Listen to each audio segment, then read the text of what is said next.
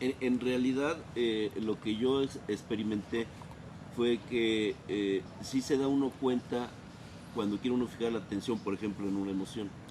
Pero inmediatamente, y así lo sentía, inmediatamente entran pensamientos. Y me vuelvo a dar cuenta y vuelvo a tratar de ponerlo, pero como que es un juego, o sea, no mantengo la atención, vamos. Ok.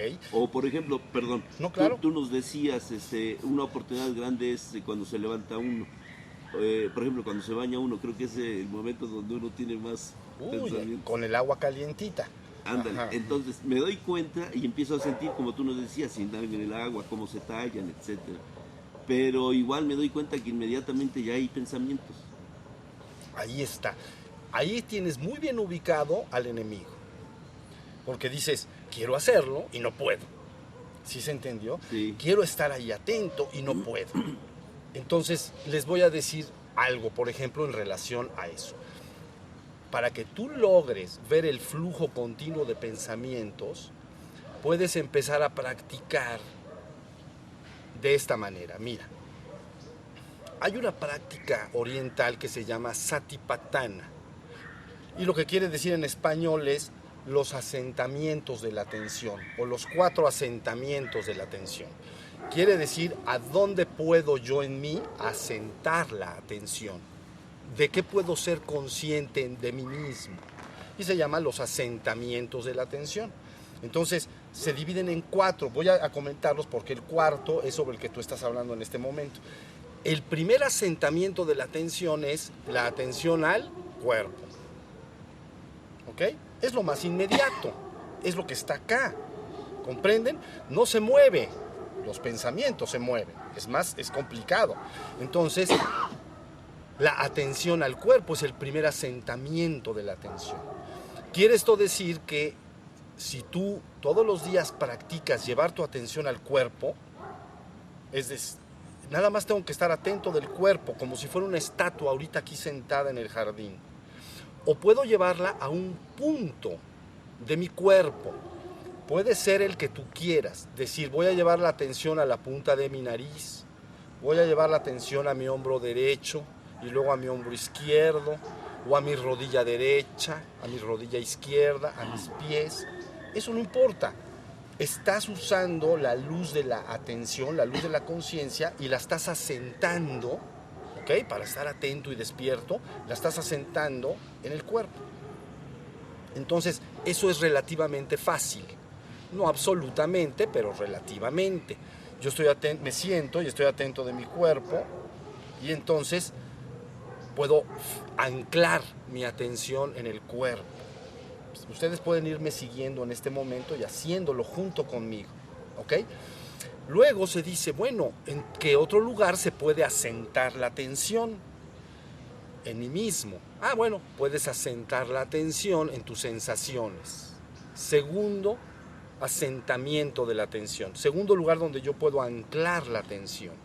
Entonces, las sensaciones corporales, acuérdense, son muy sencillas. Hay externas y hay internas. ¿Ok? Las externas, ¿cuáles son? Ahora en este momento, el frío o cualquier cosa que yo perciba del exterior, la presión, si alguien me presiona, ¿no? O todo lo que puedo percibir del exterior son sensaciones externas.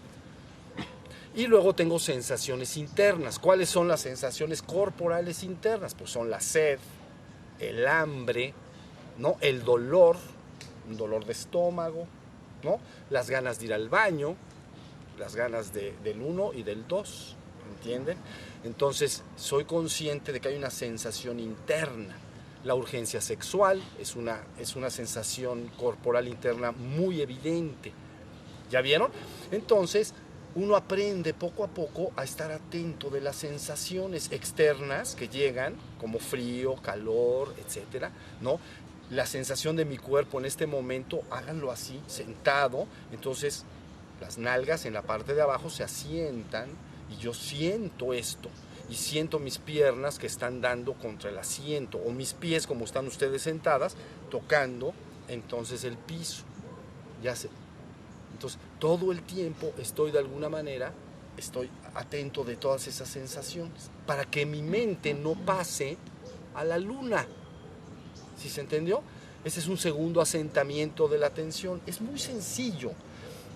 ¿Cuál es el tercer asentamiento de la atención que tú puedes evidenciar en ti mismo?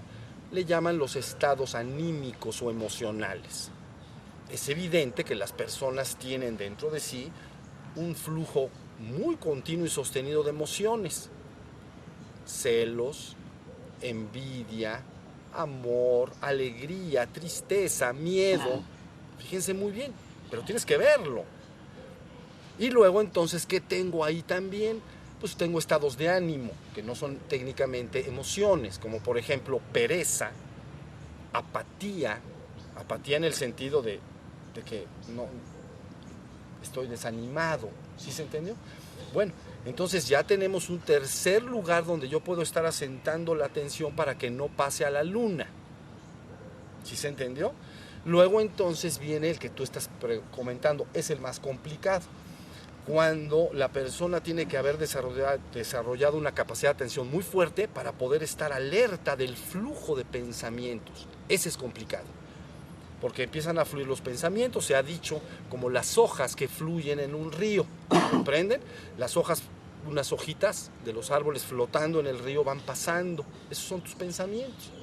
Entonces, la persona está atento de ello, tal y como me estás tú diciendo, y entonces en un momento dado estoy atento, pero luego ya no estoy atento de ello, ya están los pensamientos funcionando. Y si me descuido, me voy con los pensamientos.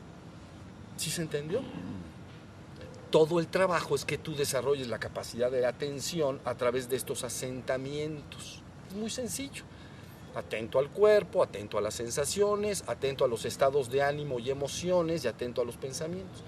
Atento a las emociones es algo importante. La gente cuando experimenta una emoción, si es placentera, busca como prolongarla con su propia mente, etc. Si es desagradable, a veces busca quitarla, busca pensar en otra cosa, ¿sí? Evadirla. En esta práctica de no estar en la luna, sino estar atento del aquí y ahora, no tienes que hacer nada con ello. Nada más debes de dejar que la emoción aparezca, ¿no? Permanezca el tiempo que sea, supongamos miedo, ¿no? La gente experimenta mucho esa emoción. Entonces, miedo surge, lo puedo observar, puedo sentir y saber que está el miedo ahí y no hacer nada. Soy un testigo no partícipe. Soy un testigo que no participa de lo que percibo. Nada más sé que hay miedo en mí. ¿Comprenden? Aparece, permanece un tiempo, pero todo lo que está en la existencia no permanece. ¿Estamos de acuerdo? Entonces, un rato después, se disuelve. ¿Sí se entendió? Por ejemplo, la pena o vergüenza, eso también algunas personas lo experimentan. Entonces, entran a un lugar público donde hay personas, se sienten observados, todo el mundo se voltea y las personas sienten pena y entonces sienten cierta vergüenza. ¿Sí se entendió? Entonces, vamos a suponer que entras a un lugar público y tú tienes que ir al lado de hasta allá. Si la gente siente mucha pena, entonces entran y se van así por el ladito y dan la vuelta y se van hasta allá. ¿Entienden? Para que nadie los vea, porque sienten pena. Las emociones dominan tus acciones. Pero, ¿qué tal si tú entras y sientes pena, vamos a suponer, y simplemente lo observas? Y tan. Y te vas caminando con la pena, atento de la pena. Y te llegas a sentar con pena. Y al rato se te quita la pena. Lógicamente la pena no va a permanecer. ¿Sí se entendió? Entonces, contestando a lo que tú dices, para anclar la atención, lo más importante es ir a los dos primeros asentamientos. Es lo más fácil. O al cuerpo o a las sensaciones. Por ejemplo, si mi mente está empezando a querer divagarse y a irse a la luna, atento de mis sensaciones. Hace frío, hace calor, o la percepción normal. ¿A qué estoy escuchando? ¿Qué estoy oliendo? ¿Ya viste? Entonces permanece el estado que yo les estoy diciendo, el estado alerta. Estoy verdaderamente vigilante. ¿De qué? De lo que aparezca afuera y adentro de mí.